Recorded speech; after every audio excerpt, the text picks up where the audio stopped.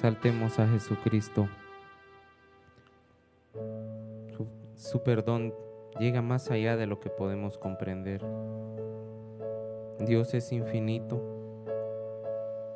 por lo tanto su sacrificio es infinito.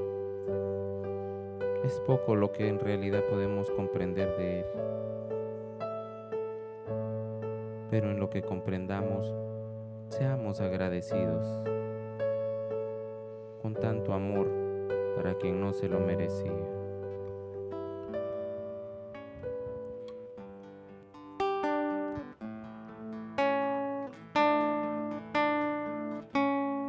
Al que está sentado en el trono y al Cordero de Dios, al que está sentado en el trono y al Cordero de Dios. Sea la honra, la gloria, el poder, la alabanza por siempre. Sea la honra, la gloria, el poder, la alabanza por siempre. Al que está sentado en el trono y al Cordero de Dios, al que está sentado en el trono y al Cordero de Dios, sea la honra, la gloria, el poder, la alabanza por siempre. Sea la honra, la gloria, el poder, la alabanza por siempre. Sea la honra, la gloria, el poder, la alabanza por siempre. Sea la honra, la gloria, el poder, la alabanza por siempre.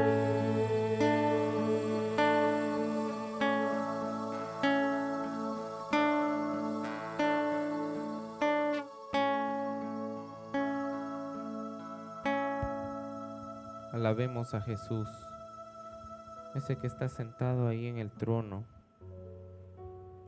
y que en sus manos todavía están las marcas de los clavos,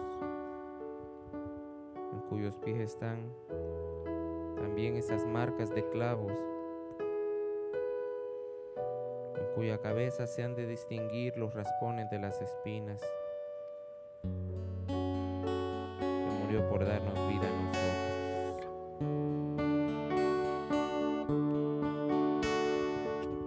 Santo, santo, santo, Dios de Israel.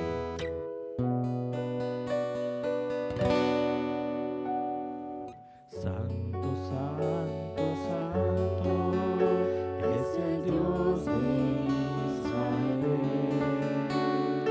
Con la voz de un ángel te queremos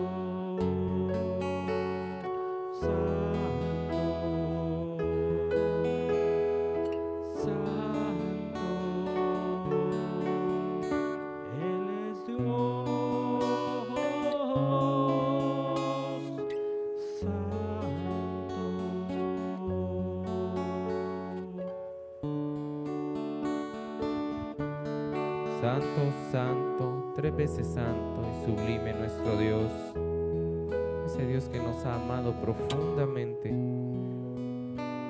y que nos ha dado su vida. Por cualquier problema que atraviese usted en su vida, nunca olvide que Jesús murió por usted en la cruz. Con eso será suficiente. Nunca pierda de vista el martirio de Cristo. Hermano, no pierdas de vista eso. No importa si no entiendes el porqué. Solo recuerda lo que sufrió por ti en la cruz, siendo por ti uno de sus enemigos, siendo tú su enemigo, merecedor del castigo eterno. Nunca olvides su cruz. En medio de tus problemas, nunca olvides su cruz. Y ahí estará tu fortaleza, aunque no entiendas qué está pasando, ni por qué está pasando. Confía en Él y Él hará. Te bendecimos, Cristo. Te adoramos, Señor.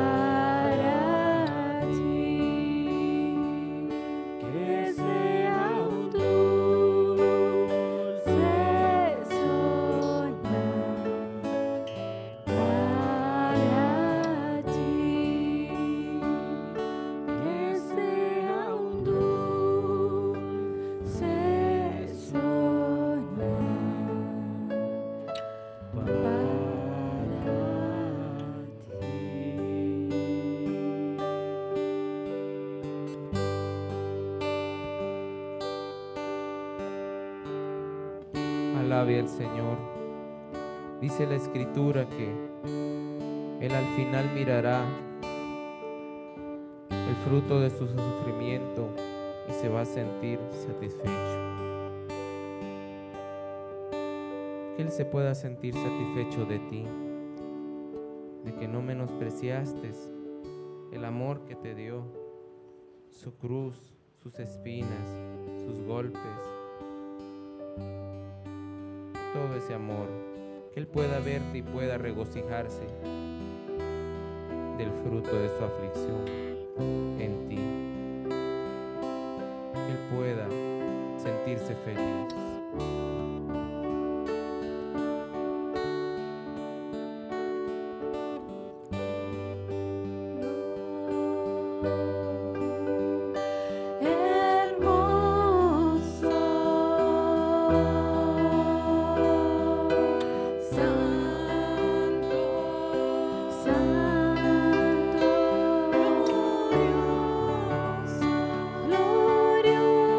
Glorioso,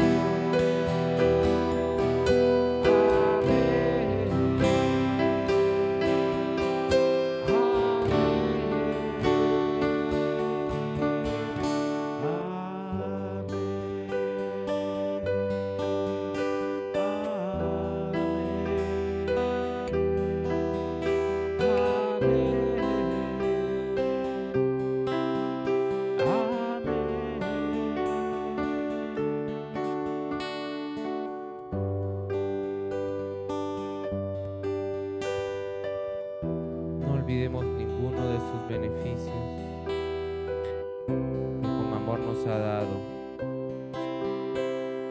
con un amor que se reflejó en hechos, en su muerte, en su tortuosa muerte. Padre Santo, muchas gracias por tanto amor derramado, Señor. Ten misericordia de nosotros, Señor, en el nombre de Jesucristo. Amén.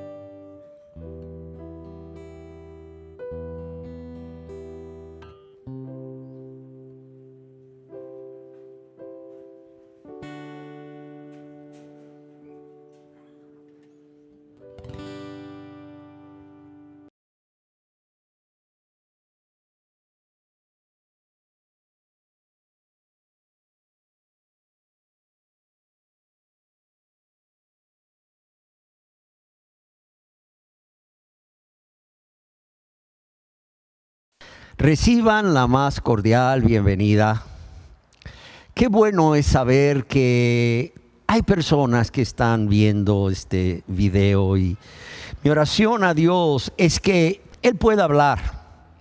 Él pueda hablar a cada uno de ustedes a través de esta enseñanza y también que esta palabra haya cabida no solo en sus mentes, sino también en sus corazones, no solo en sus mentes, sino también en sus corazones, para que sea de ayuda, para que ustedes hagan lo que Dios está demandándoles hacer desde hace mucho tiempo, como es buscar primeramente el reino de Dios y vivir vidas justas y vivir vidas agradables a Él por amor y gratitud.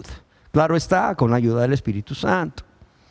Hoy quiero compartir con ustedes la primera parte de 2 enseñanzas que he titulado ¿Cómo entrar en el reino de Dios?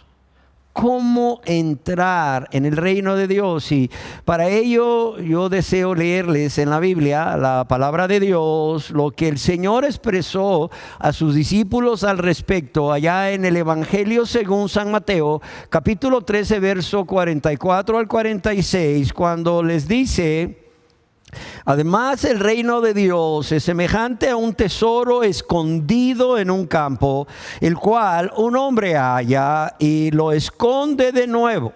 Y gozoso por ello, va y vende todo lo que tiene y compra aquel campo.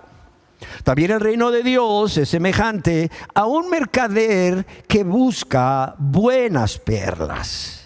Y que habiendo hallado una perla preciosa, fue y vendió todo lo que tenía ahí y la compró. Seguramente ustedes han oído hablar del sueño americano.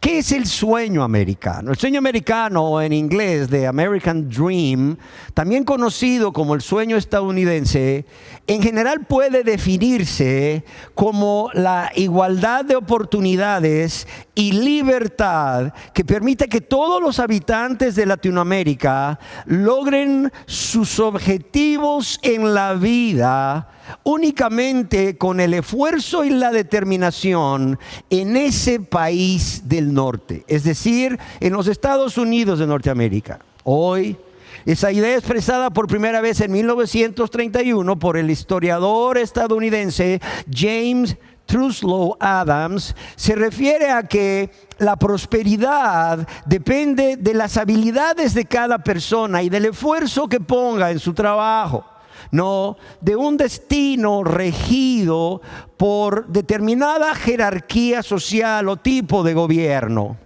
Sin embargo, este concepto va más allá de 1931. Este concepto se remonta al siglo XV, cuando los primeros ingleses intentaron persuadir a los ciudadanos de su país para que emigraran a Estados Unidos, que en ese entonces se conocía como las colonias británicas, ya que el idioma de este país y las promesas de un mejor futuro en las colonias ahí establecidas ofrecían abundancia, ofrecían oportunidades para todos.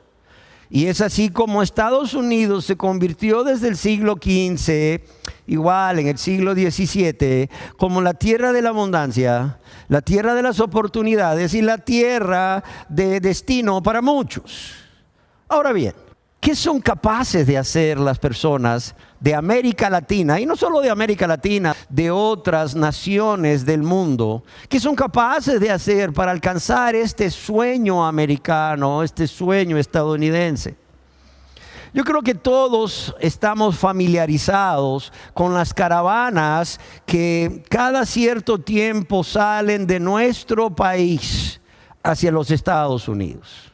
Caravanas de inmigrantes que buscando un mejor futuro se organizan con el propósito de entrar a ese país de manera legal, a través del asilo político o de manera ilegal.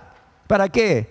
Para poder disfrutar o poder beneficiarse de este sueño americano. ¿O qué decir de muchos ciudadanos de nuestros países de América Latina que pues en lugar de decidir irse en una caravana, deciden irse pues con una persona que los va a transportar hasta ese país, habiéndole pagado una fuerte suma de dinero y que pues eso no trasciende a las noticias?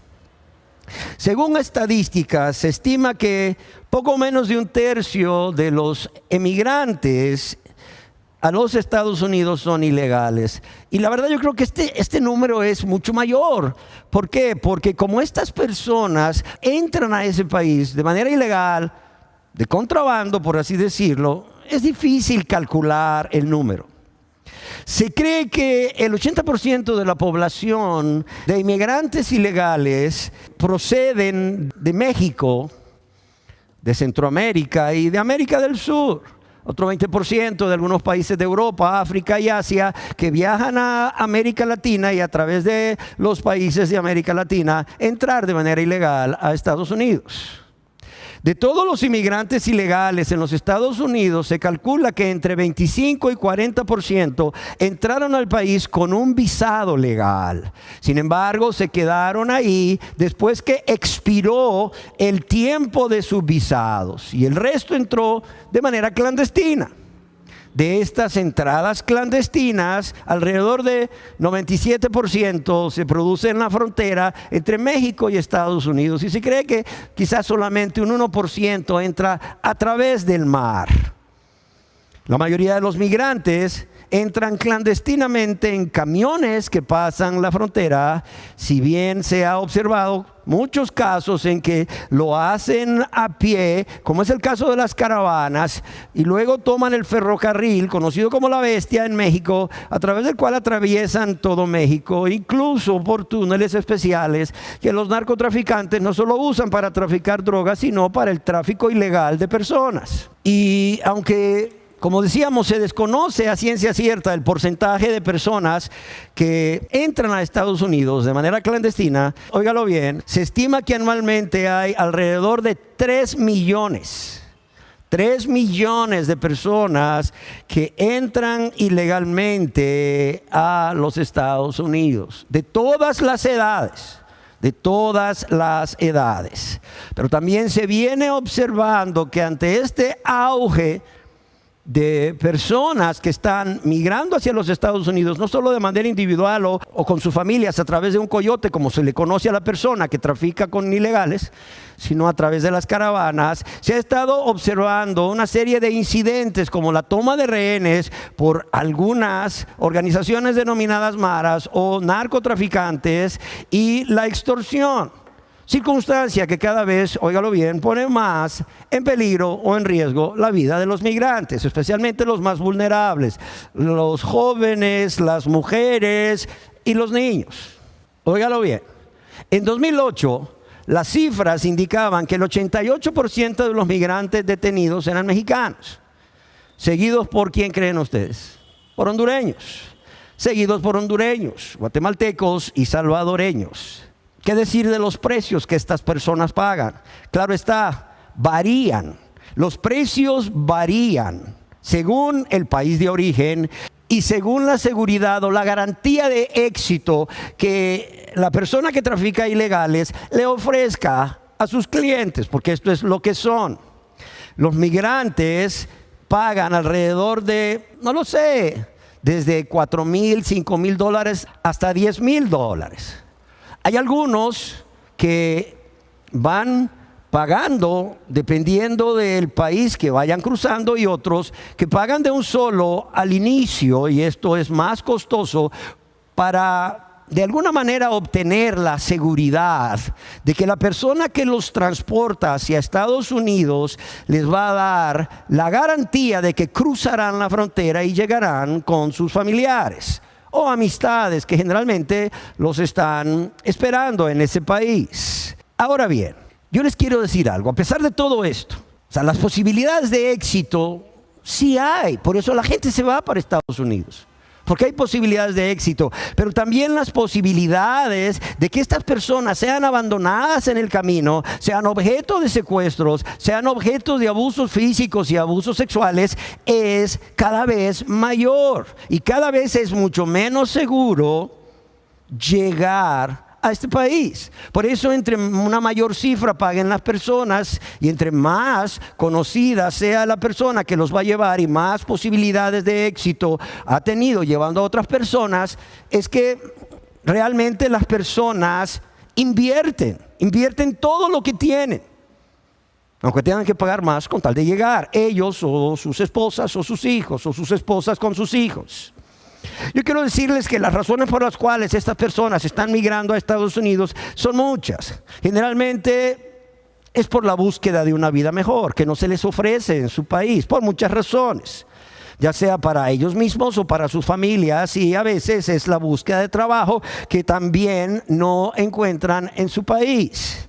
Y otras veces es por desastres naturales, o lo perdieron todo en un huracán, como sucede en nuestro país, o también por la violencia.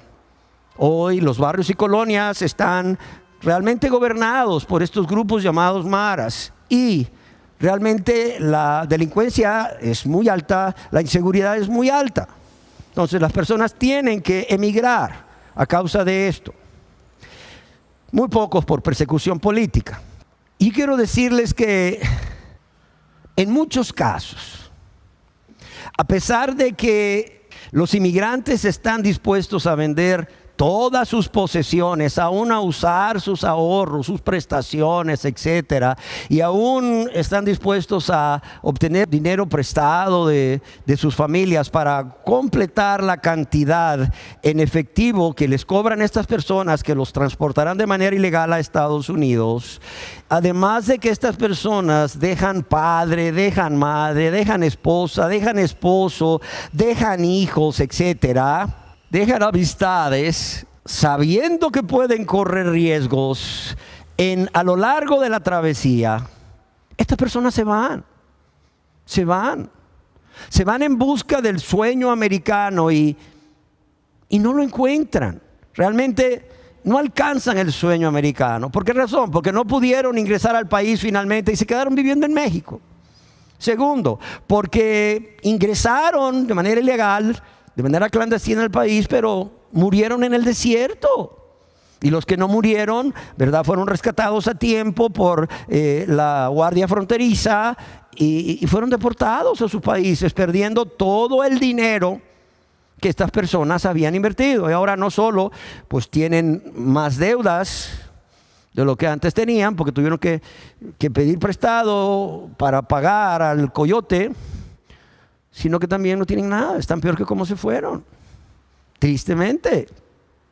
Y los que logran cruzar, los que logran sobrevivir el desierto y llegan con sus familiares, muchos de ellos, o sea, no encuentran el trabajo que necesitan para poder ganar el dinero que luego van a enviar a sus familiares, a sus países, para la manutención de sus familiares y además para pagar deudas, y otros para, no lo sé, construir algún bien inmueble que les permita rentarlo después y vivir de eso.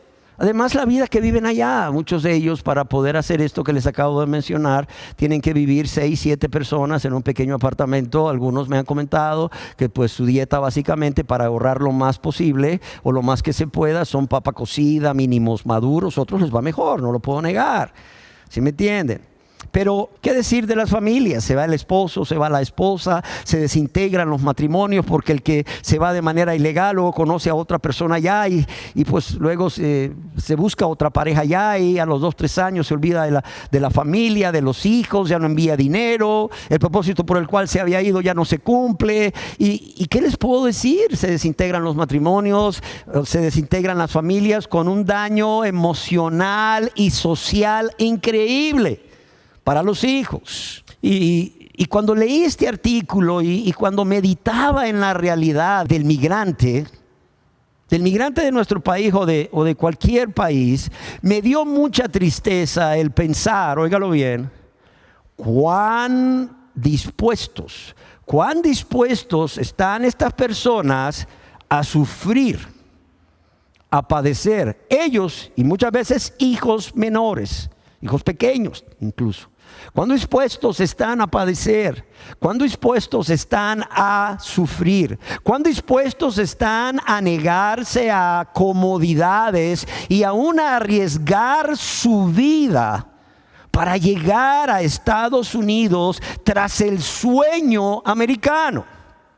Sin embargo, son pocas las personas que están dispuestos a obedecer las demandas justas que Dios ha establecido. ¿Para qué?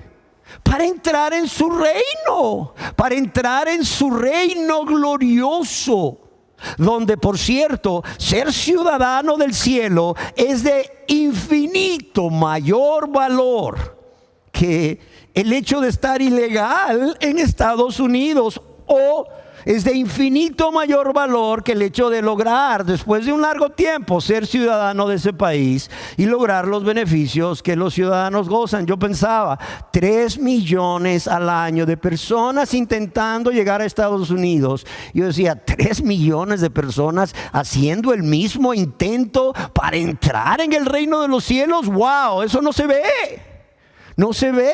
Sí, es cierto, en las redes sociales te das cuenta que cada vez más y más personas están llegando a las iglesias, que están abiertas, por cierto, con todas las medidas de bioseguridad, o están buscando en las redes sociales temas de religión. Sin embargo, ¿cuántos de estos son miembros del reino de los cielos? ¿Cuántas de estas personas realmente se están convirtiendo? ¿Cuántos son verdaderos cristianos o solo vienen a ser cristianos nominales o cristianos de nombre? Lo cual no les da derecho a ser ciudadanos del reino de Dios y mucho menos a gozar de los beneficios. Y ante la triste realidad que viven muchas personas y familias en nuestro país, al igual que el resto de América Latina, y ante el poco esfuerzo que la gente está haciendo por entrar en el reino de Dios, cuán necesario es que se oiga nuevamente, pero no solo se oiga, se obedezca el mandamiento de Jesús de buscar el reino de Dios por sobre todas las cosas, por encima de lo demás, y llevar una vida justa. Y así Dios pueda proveer a estas personas todo lo que necesitan. Mateo capítulo 6, verso 33. Amados, otra cosa que meditaba es que estoy seguro que el infierno estará lleno de pecadores. Quizás muchos de ellos llegaron a los Estados Unidos como inmigrantes ilegales y lograron alcanzar el sueño americano y ser ciudadanos de ese país o de cualquier otro país, no solo Estados Unidos. Ahí está España, la gente está viajando a España por razones del idioma, viajando a Francia, están viajando a Italia, etcétera. Qué triste es que la gente haya logrado llegar a esos países, lograr alcanzar el sueño de prosperidad, ser ciudadano de esos países, pero por cuanto no fueron ciudadanos hoy, ¿verdad? O sea, si se mueren hoy o en cualquier momento sin ser ciudadanos del reino de Dios, se van a ir al infierno.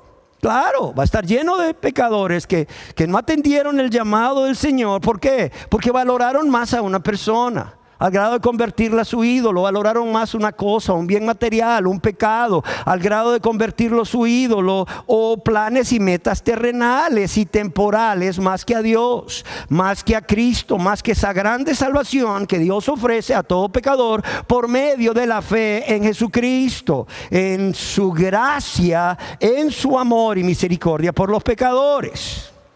Pero también porque menospreciaron su reino de gloria, y ser ciudadanos de este reino. ¿Por qué? Porque no solo menospreciaron esto. O sea, ellos de manera consciente y voluntaria querían vivir en el reino de las tinieblas, porque está claro, o eres del reino de las tinieblas, o eres del reino de Dios, o eres del reino de las tinieblas, o eres trasladado por Dios por medio de la fe en Jesucristo al reino de su Hijo amado, que ya dijimos es otro nombre para decir el reino de Dios o el reino de los cielos.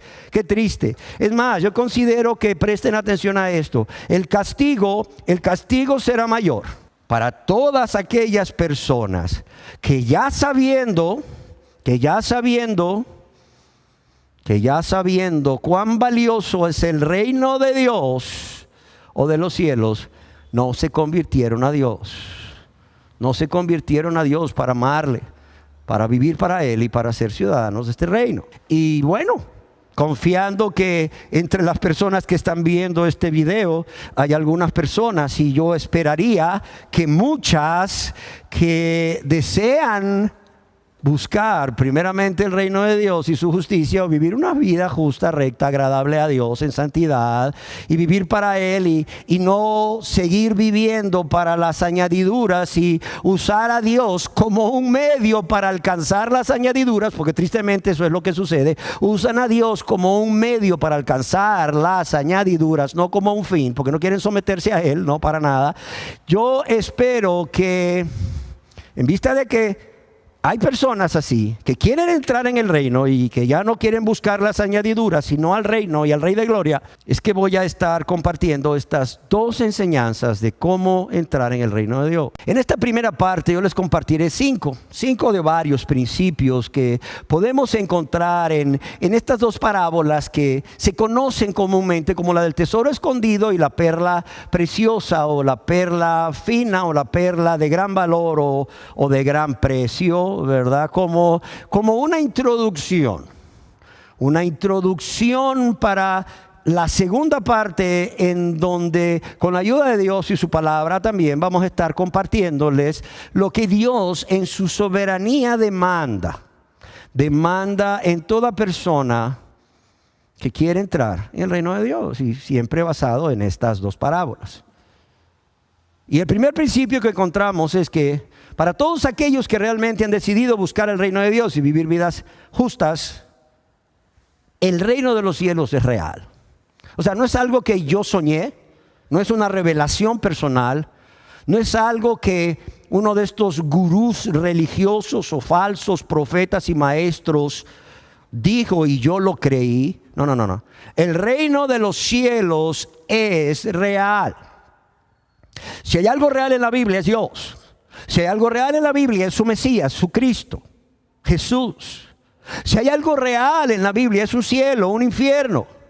Si hay algo real en la Biblia es perdón para los pecadores que se arrepienten y creen en Jesús como su único y suficiente Señor y Salvador. Pero si hay algo real en la Biblia, o sea, algo que se describe como real en la Biblia, es el concepto del reino de Dios en todas sus etapas o manifestaciones, desde la creación, desde el inicio, hasta el fin de los tiempos y más allá. El reino eterno de Dios y Cristo.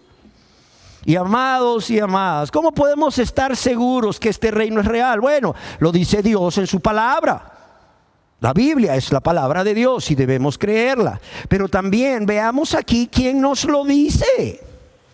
Nos lo dice Jesús. Verdadero Dios, uno con el Padre, de la misma sustancia con el Padre, pero que también se hizo verdadero hombre para traer ese reino a nosotros, traer ese reino cercano a nosotros, para que todo aquel que buscase entrar en ese reino pudiese hacerlo. Todos recordamos cuando el Señor Jesús dijo, y qué gran noticia, el tiempo se ha cumplido, ya no tienen que esperar más. Pero ¿qué más dijo? El reino de los cielos que se ha acercado. ¿A quién? A ustedes, les decía. El reino de los cielos está aquí, ahora, accesible a ustedes. Crean, arrepiéntanse y crean en el Evangelio, crean en las buenas nuevas acerca del Mesías que soy yo. Y el Señor Jesús nos dice con respecto a este reino o a la realidad de este reino, en ambas parábolas, el reino de los cielos es. El reino de los cielos es. El reino de los cielos es desde la creación. El reino de los cielos es cuando Él vino a esta tierra y trajo el reino de los cielos en la persona del Rey para que fuese accesible a todos. Pero el reino de los cielos es en el fin de los tiempos. Y el reino de los cielos es por la eternidad.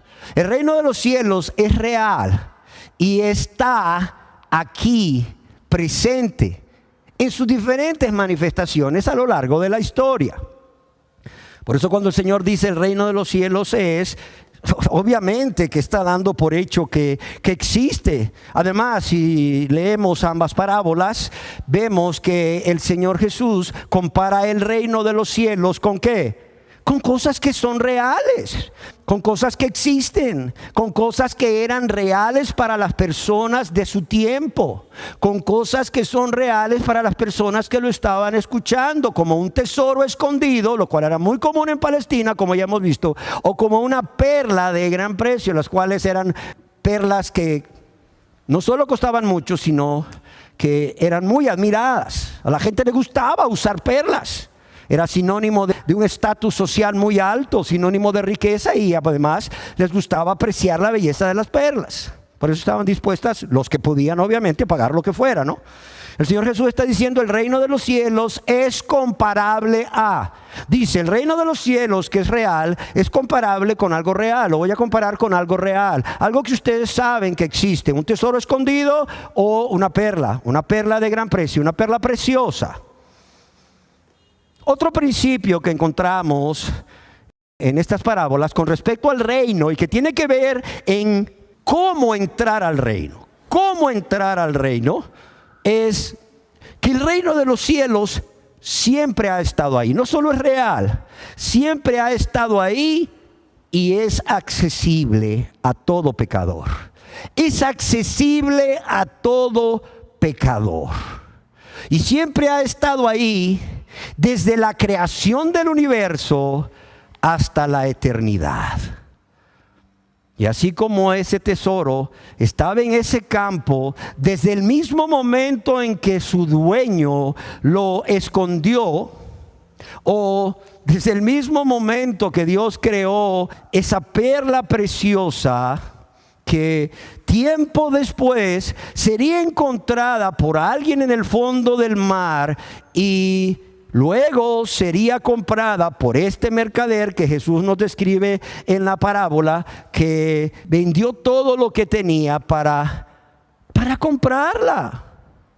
O sea, el reino de los cielos siempre ha estado ahí, al igual que estos dos objetos que Jesús usa para comparar el gran valor del reino.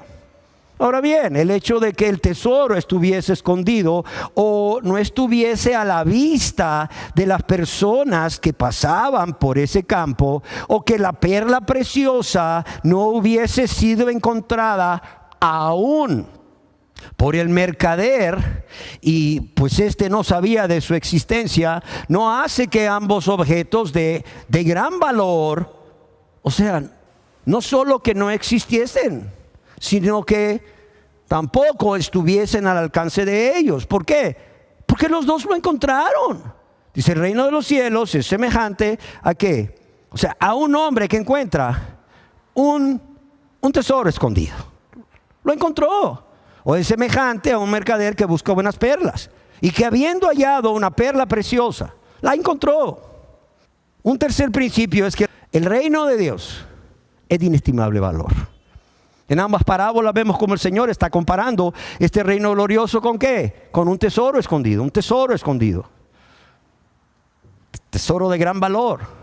Tiene oro, plata, todo tipo de piedras preciosas. Aún perlas decíamos, pero también con una perla de gran valor. Una perla que no solo es preciosa, es de gran valor. Y bueno, ¿para qué lo hace el Señor Jesús? ¿Por qué lo compara con estas dos cosas de gran valor? Para enseñarnos que el reino de Dios es un tesoro. Es un tesoro de mayor valor que esto. Es un tesoro de inigualable valor. Y que ese tesoro, como es el reino de Dios, debe ser, óigalo bien, debe ser deseado por todos. Debe ser deseado por todos. Y no solo deseado por todos, debe ser deseado sobre todas las cosas y sobre todas las personas. Y para conocer más acerca de este tema o de este principio, yo le invito a que escuche o vea en YouTube, en La Voz en el Desierto, 4 enseñanzas que hemos titulado ¿Cuán valioso es para ti el reino de Dios o de los cielos?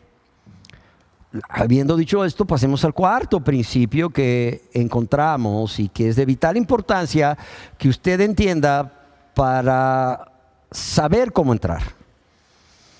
El reino de los cielos no está a la vista de los pecadores. El reino de los cielos no está a la vista o está oculto de los ojos de los pecadores.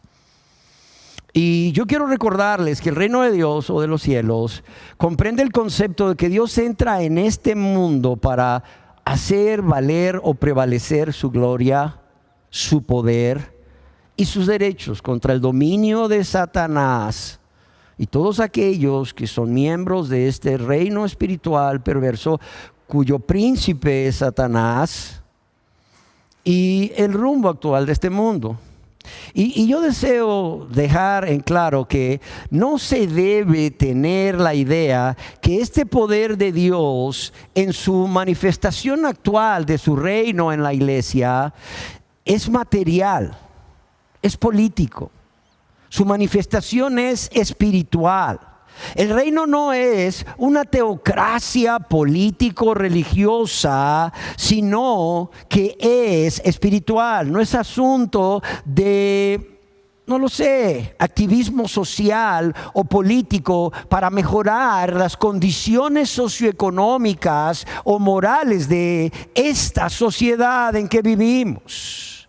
Y tampoco no es asunto de dominio político sobre los reinos de este mundo, como afirman algunas personas que se llaman a sí mismos apóstoles y profetas, que enseñan que como ya estamos en el reino de Dios, así como los apóstoles de aquel entonces fueron llamados por Dios para dirigir la iglesia, ellos también han sido llamados por Dios para dirigir la iglesia, su iglesia aquí actualmente en el milenio, como ellos afirman.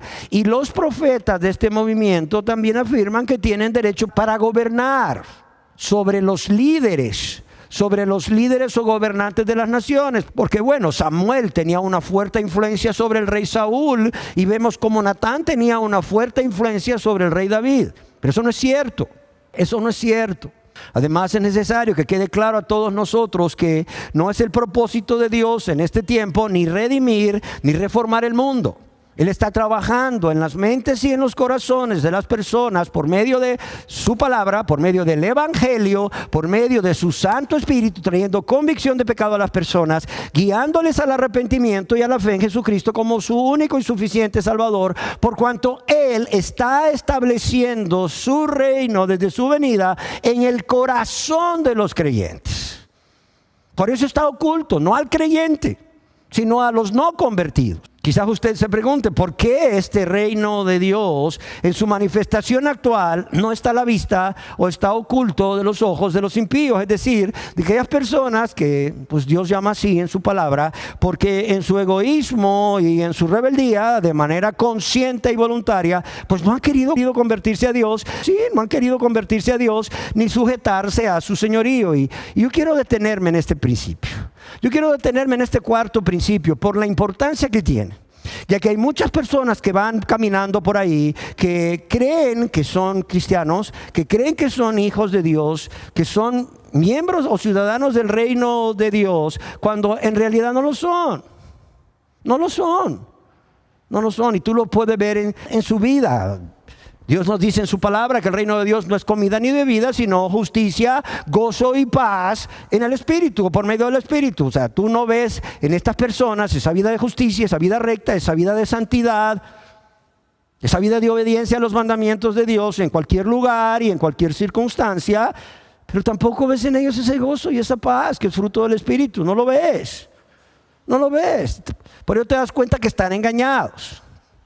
Y bueno, también para que nadie crea que Dios es injusto y que pues Dios solamente ha revelado este reino a los escogidos. No. Dios quiere revelar este reino a todos.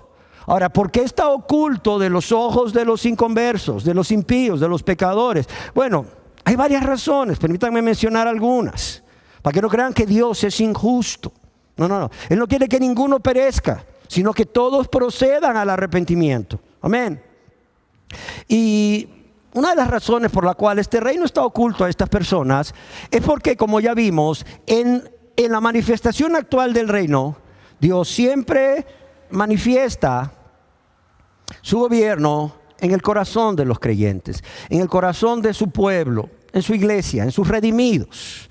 Y como este reino de Dios es espiritual, como ya vimos, claro está oculto de las personas que no son parte de su pueblo, que no son parte de su iglesia. Y no porque Dios no los ha elegido, sino porque ellos de manera consciente y voluntaria, como muchos de aquí, muchos que están viendo este video, están rechazando obstinadamente una y otra vez la invitación que Dios les hace a venir y ser salvos por la gracia de Dios, por la fe en Jesucristo, para ser ciudadanos de este reino.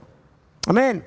Ahora, fue el Señor Jesús quien dijo, por cierto, a sus discípulos al respecto en Marcos capítulo 4, verso 11 y 12, a vosotros, a los discípulos, a vosotros os es dado saber el misterio del reino de Dios. A vosotros os es dado saber el misterio del reino de Dios, mas a los que están fuera, óigalo bien, mas a los que están fuera, por parábolas todas las cosas.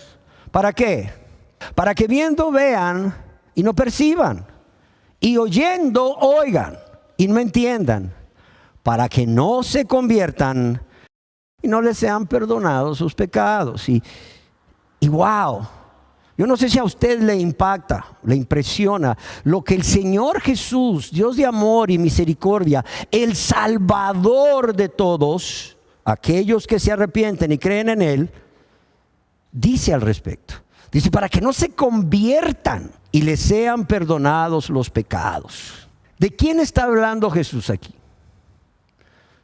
Está hablando de los que están fuera, es decir, de aquellos que habiendo tenido la oportunidad, como los dos ladrones en la cruz, uno a cada lado, habiendo sido invitados a venir a Él para ser salvos y a ser miembros de este reino, para que se convirtiesen y les fuesen perdonados los pecados, lo rechazaron. Lo rechazaron. Y es que cuando estudiamos la Biblia, vemos que la razón por la cual el Señor hablaba en parábolas es para que un grupo de personas no se convirtiera. Cuando comenzamos a leer en los evangelios el ministerio del Señor Jesucristo, vemos que al principio no hablaba en parábolas. Vemos que al principio Él hablaba claramente a las personas, pero después empieza a usar parábolas. ¿Por qué? Porque los líderes religiosos empiezan una fuerte oposición contra Jesús y su ministerio, y el pueblo, además de los líderes, empieza no solo a cuestionar su ministerio, sino a cuestionar que Él sea el Mesías. Y junto a esta oposición se ve la incredulidad del pueblo y un corazón duro para arrepentirse. Jesús se dirige a ellos diciéndoles: duros de cerviz, incircuncisos de corazón. Es por esto que para este grupo de personas, a quienes al igual que a los demás, Jesús les predicó las buenas nuevas de salvación a través de la fe en Él como el Mesías, Dios, como un juicio hacia estas personas, pero óigalo bien, no porque no fuesen elegidas, sino por la dureza de sus corazones, por cuanto habían rechazado a Dios, habían rechazado a Cristo, habían rechazado el Evangelio, a pesar de tantas evidencias que habían recibido de que Jesucristo era el Mesías, les envía un juicio. Cuidado, ¿para qué? Para que no se conviertan y les sean perdonados sus pecados. Y yo espero que entiendan que al despreciar las riquezas de la bondad de Dios, que al despreciar su tolerancia y su paciencia, no entendiendo o reconociendo que Dios en su bondad, en su paciencia y su tolerancia, lo que está haciendo es, no diciéndoles que está de acuerdo con su vida pecaminosa de vivir, no, sino al contrario, lo que Dios quiere es llevarles al arrepentimiento. Ustedes, al no hacerlo, al no arrepentirse, sigan acumulando ¿qué? Castigo, sigan acumulando ira contra ustedes mismos para el día de la ira, cuando Dios revele su justo juicio. ¿Por qué? Porque todos lo sabemos. Dios va a pagar a cada uno según lo que merezcan. Lo que hay gente que me dice: mire, yo no sé dónde me voy a ir, si el cielo o el infierno. Dios va a decidir al final. Yo aquí vivo tranquilo como me da la gana. Yo voy a esperar hasta el final. Cuando Dios me juzgue, voy a ver a dónde me manda. No, espérame. No espérame. Lo que Dios va a hacer el día del juicio es nada más dictar una sentencia en base a tus hechos, en base a tus obras. ¿En base a qué? A lo que merecen tus obras, por cuanto Dios va a pagar a cada uno según lo que merezcan sus obras. Y otra cosa que quiero que les quede claro, por favor entiéndanlo: no se puede rechazar a Jesús y seguir teniendo oportunidades indefinidamente. Se los quiero decir de nuevo: no se puede rechazar a Jesús y seguir teniendo oportunidades indefinidamente. Créamelo por favor. Otra de las razones por las cuales este reino está oculto a aquellos que no son cristianos, no son salvos, es porque el reino de Dios no es de este mundo. El reino de Dios no es de este mundo. El Señor Jesús mismo lo afirma allá en el Evangelio de Juan, capítulo 18, verso 36, cuando dice: mi reino no es de este mundo. Mi reino no es de este mundo. Se lo dice a Pilato: mi reino no es de este mundo. Si mi reino fuera de este mundo, mis servidores ¿qué? Pelearían para que yo no fuera entregado a los judíos, pero mi reino no es de aquí. Amados y amadas, debemos de tener en claro que no hay conexión, óigalo bien, no hay conexión entre el reino de Dios y el mundo. Así como debemos de tener claro que no existen los cristianos carnales, no existen, ¿sí me entienden? Es decir, no hay conexión entre el reino de Dios y el mundo, y mucho más deberían de tenerlo en claro aquellos líderes religiosos que se esfuerzan por introducir el mundo a la iglesia, dizque para traer a los ciudadanos de este mundo o del reino de las tinieblas a Cristo para que se conviertan a Dios, cuando solamente es a través del Evangelio y la fe en Jesucristo que Dios manifiesta su poder. ¿Para qué? Para salvar a los pecadores, aún el primero de los pecadores, como decía Pablo, o el más grande de los pecadores. John MacArthur escribió al respecto: todo esfuerzo para hacer avanzar el reino mediante una estrategia mundana es un intento para hacer la obra de Dios a la manera del diablo. Es un intento para hacer la obra de Dios a la manera del diablo y para evitar el sufrimiento que viene al confrontar a los pecadores con el evangelio, para evitar el rechazo y evitar la hostilidad. Hasta aquí lo que escribió MacArthur.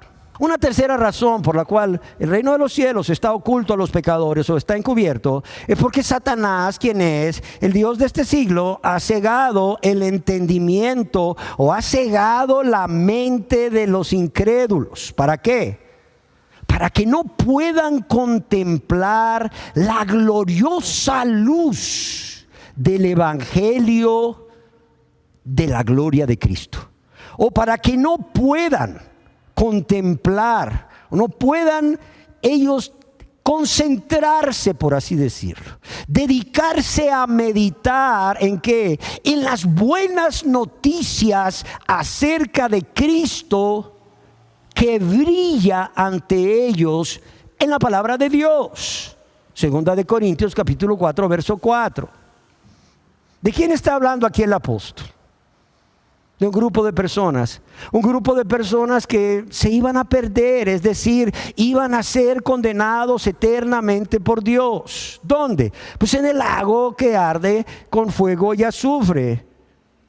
Y es que, amados y amadas, solo hay dos estados del alma: o eres salvo o estás perdido. Entiéndelo. O eres salvo o estás perdido. Y estas personas se iban a perder no porque no se les haya predicado el evangelio de las buenas nuevas de salvación, sino porque a pesar de que se les predicó, Satanás no les permite ver, es decir, Satanás no les permite sentarse a meditar en esas buenas nuevas de salvación, en ese glorioso Salvador y en ese amantísimo Dios que en su gran amor y compasión envía a su Hijo amado a morir por todos los pecadores. ¿Sí está claro? ¿Qué hace Satanás? Bueno, los distrae. ¿Los distrae para qué? Los distrae para que los pecadores realmente no vean cuál es su verdadera condición espiritual. Y esta es que son pecadores que están perdidos, que son pecadores que van por el camino ancho que lleva a la perdición. Y por lo tanto es urgente que vean su necesidad de ser salvos por la fe en Jesucristo. Y bueno, ¿cómo hace para distraerlos, cegando la mente de ellos? Bueno, fácil. Ustedes lo saben. Es más, es tan eficaz haciendo esto que por eso los que aquí no se han convertido a Dios, pues lo saben muy bien. Y es a través de deslumbrarlos. ¿Con qué los deslumbra? Con lo que los reinos de este mundo les ofrece, como si estas cosas fueran más valiosas que el reino de Dios. Yo no sé si es cierto, pero por ahí se cuenta que los indígenas cambiaban oro por espejos cuando vinieron los españoles. Cambiaban oro por espejos, por pedazos de vidrio de colores. Así de sencillo. Y pues así están estas personas. Satanás los tiene deslumbrados con todas aquellas cosas que el mundo les ofrece como algo más valioso que el reino de Dios. Y las personas han caído en el engaño de Satanás, como Eva lo hizo, cayó en el engaño de Satanás. No morirás, le dijo, no te preocupes, no morirás. Sabe Dios que no morirás. Wow, y no murieron físicamente, pero sí murieron espiritualmente. Inmediatamente que pecaron. Y la otra razón es a través de lo que llamamos afanes, o el corre del día a día, como le quieras llamar, a través de las preocupaciones de esta vida. Y bueno, no es que no nos vamos a preocupar. Claro que pues tenemos ciertas responsabilidades, ¿verdad? Y en especial los cristianos que no proveen para su casa son peores que un incrédulo y han negado la fe. Sí tenemos que ser diligentes en muchas cosas, como sacerdotes de nuestro hogar, como cristianos, etcétera. Sin embargo, Satanás usa todas estas cosas ¿para qué? Para ofuscarte, para obnubilar tu mente, para quitar tu concentración de lo que realmente es importante. Es más, lo que realmente es lo más importante de todo. Ver tu condición espiritual. Realmente reconocerte pecador culpable, que no puedes hacer nada por salvar tu alma, más que confiar en Jesús y venir a Él con un corazón contrito y humillado. Así de sencillo. Y por si esto fuera poco, yo quiero recordarles que el hombre natural, dice el apóstol Pablo allá en 1 Corintios 2:14, el hombre natural, es decir, en su estado natural, sin convertirse a Dios, no percibe las cosas que son del Espíritu. No las percibe. ¿Por qué? Porque para él son ¿qué? Para él son locura. El apóstol Pablo escribió a los Corintios allá en 1 Corintios capítulo 2, verso 12 y 14, la gran diferencia que existe en cuanto a entender o percibir o ver las cosas espirituales entre el verdadero cristiano y aquella persona que no se ha convertido a Dios, aunque muchas veces diga que es cristiano. Dice, y nosotros no hemos recibido el espíritu del mundo, sino el espíritu que proviene de Dios. ¿Para qué? Para que sepamos lo que Dios nos ha concedido. Pero el hombre natural, el no convertido, el no regenerado, el hombre natural, dice, no percibe las cosas que son del espíritu de Dios. No las percibe. No las percibe. ¿Por qué? Porque para él son locura, dice. Para él son locura y no las puede entender. ¿Por qué? Porque se han de discernir espiritualmente. Se han de discernir con la ayuda del Espíritu Santo, que por cierto no mora en ellos, porque viene a morar en todo cristiano. ¿En qué momento? En el mismo momento de su conversión. Y es que, amados y amadas, solamente es el Espíritu Santo que mora en todo creyente quien le guía a toda verdad y le ayuda a discernir espiritualmente. Y es por eso que vemos que una de las primeras cosas que le sucede a todo verdadero cristiano cuando se convierte a Dios es que va a experimentar oposición aún de los de su propia casa. No en vano el Señor Jesús dijo allá en el Evangelio de Mateo, los enemigos del hombre serán los de su propia casa. Y no solo esto, no solo va a experimentar oposición, sino que burla. Le van a llamar fanático, le van a llamar loco. A ver, ¿qué más le van a llamar? A ver, ¿qué más le van a llamar? Le van a decir, ay, ¿sabes qué? Te lavaron el cerebro. Tanto por sus familiares como por sus amigos. ¿Por qué razón? Porque estas personas en su estado natural, sin convertirse, aunque sean religiosos, no pueden discernir espiritualmente. Es decir, no tienen al Espíritu Santo morando en ellos que les ayude a discernir qué es lo que está pasando en esta persona que ahora es cristiano, que les ayude a discernir la gloriosa obra que Dios ha hecho en su vida, el milagro grandioso que Dios ha hecho en su vida al darle una grande salvación, por cierto inmerecida, así de sencillo. Y por si fuera poco, al derramar su Espíritu Santo sobre él desde el mismo momento de su conversión.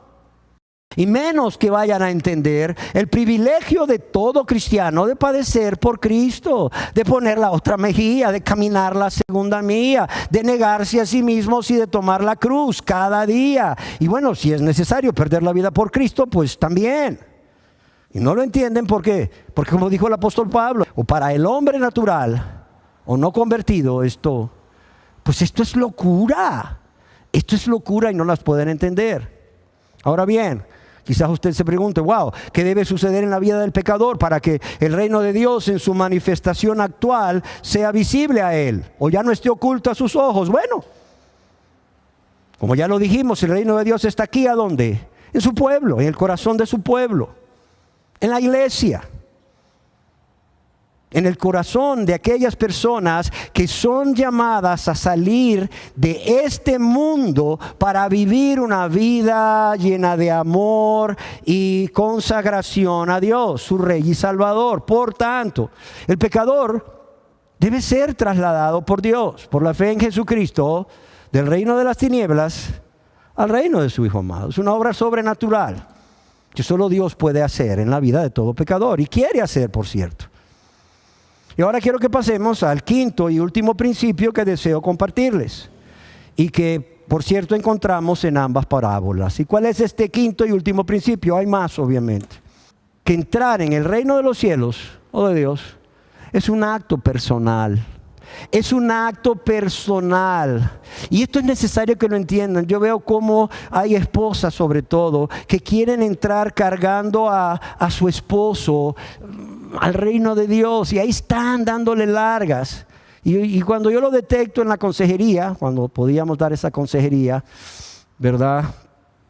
Antes de la pandemia, yo le decía, mire, esto es como entrar a un supermercado ahí por esa ruedita que uno tiene que atravesar y que marca el número de clientes que entran al supermercado. O sea, cuando usted quiere atravesar por esta ruedita, usted tiene que hacerlo solo. Usted tiene que hacerlo sola. Usted no puede hacerlo cargando a alguien, ¿verdad? Porque va a ser imposible, y más si es alguien de su tamaño, no va a poder. Ojalá pudiéramos comprender hoy. Entrar en el reino de los cielos es un acto personal. ¿Por qué? Porque es un regalo de Dios ¿a quién? A cada pecador arrepentido que cree en Jesucristo como su único y suficiente Señor y Salvador. Es decir, es un acto individual, es un acto individual. Amén. Tanto en la parábola del tesoro escondido como de la perla preciosa o de gran precio, vemos que es un hombre. Vemos que es una persona, y que para muchos, y en mi caso personal así es también, representa al pecador primero que anda distraído por Satanás con las cosas de este mundo y se encuentra con el reino de Dios, o sea, de manera inesperada, o para el pecador que es convicto de su pecado, anda buscando a Dios. Anda buscando a Dios y su misericordia para ser salvo. Y vemos cómo esta persona, tanto en la parábola del tesoro escondido como de la perla preciosa o de gran precio, es una persona, es el pecador que encuentra el tesoro, que de inmediato toma decisiones personales, decisiones que nadie más puede tomar por él. Pero por cierto, decisiones necesarias, ¿para qué? Para poderse despojar de todo lo que posee, aunque sea de gran valor, y adquirir aquello que ha encontrado, lo cual es de un mayor valor. De modo que dice que se va ¿cómo? Se va gozoso, no dice se va triste como el joven rico, ¿verdad? Que se fue triste, no. Se va gozoso. Se va gozoso, dice, y vende todo lo que tiene. Y compra el terreno y ya es propietario del tesoro. O vende todas las perlas y vende todo y compra la perla preciosa, la perla, aunque sea muy cara. ¿Sí me entiende?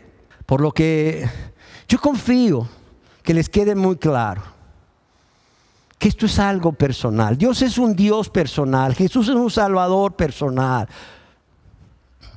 Hay gente que me dice, ay pastor, ore por mí. No, pues sí oro por ti, pero pues no puedo tomar la decisión por ti.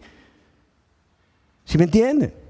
Ay, ore por mi esposo, ore por mi hijo, ore por mi suegra. No, pues sí, oro, pero no puedo tomar la decisión por tu esposo, por tu hijo, por tu esposa, por tu suegra. Ellos tienen que tomar la decisión, es personal. Es personal, amén. No vaya a ser que te pase como Simón el Mago, allá en el libro de los Hechos, capítulo 8. Simón el Mago, que pues realmente quien al ver que el Espíritu Santo era derramado sobre los cristianos de Samaria, a quien Pedro y Juan les imponían las manos, él quiso comprar este don. Estaba perdido.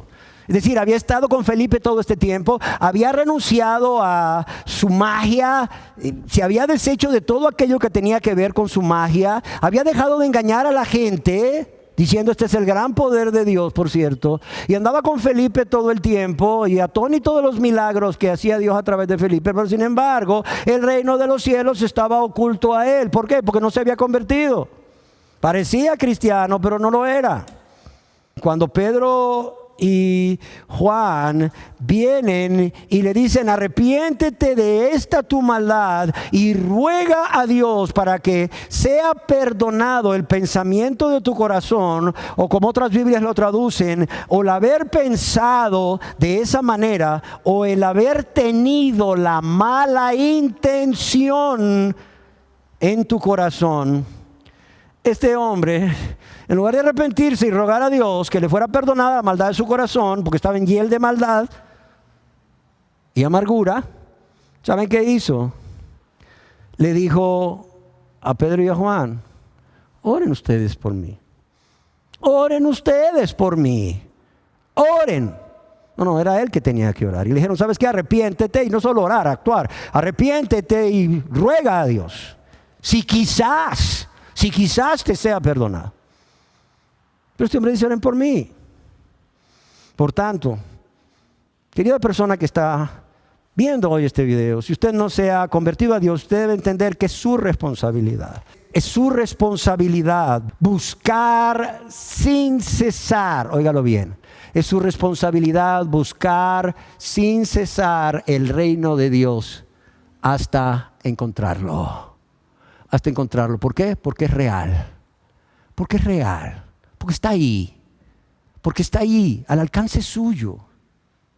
Porque está ahí al alcance suyo. Nada más que pues lo va a encontrar si usted lo hace con la intención correcta, es decir, para vivir para Dios, para amar a Dios, para vivir una vida en santidad agradable a Él y para servirle.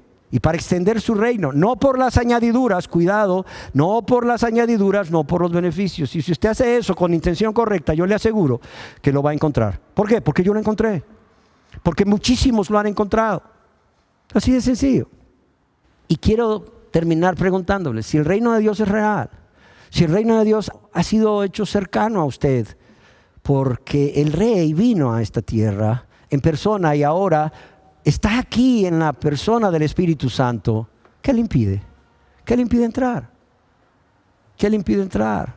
¿O qué está haciendo para entrar al reino de Dios? Y cuando digo qué está haciendo para entrar al reino de Dios, no quiero decir que la salvación, que es lo que te da la entrada al reino de Dios, sea por obras. No, pero como veremos en la próxima enseñanza, ya aclarando que la salvación es por fe, sola fide, solamente por fe y en Jesucristo, por la gracia de Dios, Dios demanda a las personas hacer algo. Y también lo vamos a estar viendo en estas dos parábolas. La parábola del hombre que encontró el tesoro escondido y el que encontró la perla de gran precio. Oremos a Dios. Señor, gracias. Gracias por hacer que tu palabra brille delante de nosotros por medio de tu Santo Espíritu. Gracias por usarme nada más, Señor, como el instrumento para que esta palabra sea revelada, para que estas verdades sean reveladas, para que estos principios sean revelados a cada persona que está aquí y que está viendo este video. Gracias, Dios. Gracias, Dios. ¿Por qué? Porque es un privilegio que les ha dado, no solo a los que están hoy aquí viendo este video, sino a los que están viendo este video en sus casas y en otros países. Un privilegio, Señor, que no les fue concedido a profetas que en verdad quisieron ver lo que hoy estas personas están viendo y oyendo. Quisieron oír lo que estas personas están oyendo, Señor. Gracias, gracias. Gracias, Señor. Pero también yo quiero pedirte que esta palabra realmente no vuelva vacía, sino que cumpla el propósito para lo cual tú la has enviado, Señor. Señor, tú no quieres que ninguno perezca, sino que todos procedan al arrepentimiento. Tú quieres que las personas entiendan que el reino es real, que el reino está aquí, a su alcance, pero que ellos tienen que tomar decisiones. ¿Por qué? Porque entrar al reino de Dios es un regalo personal. El reino de Dios es para las personas y solo pueden entrar de manera individual, de manera personal. De modo que te ruego que tu Espíritu Santo esté hablando, esté forzando a entrar a cada persona que aún no lo ha hecho, a través de estas palabras y muchos más versículos que ellos habrán leído en la Biblia o habrán escuchado en enseñanzas anteriores. Yo te lo pido para honra y gloria de tu nombre, por amor a estas almas que aún no se convierten, en el nombre que es sobre todo nombre, en el nombre del Rey de Gloria, Jesucristo. ¿Para qué, Señor? Para que esto sea hecho, para que esto sea una realidad en la vida de cada persona que aún no se convierte, Señor. Así sea. Así sea, Señor.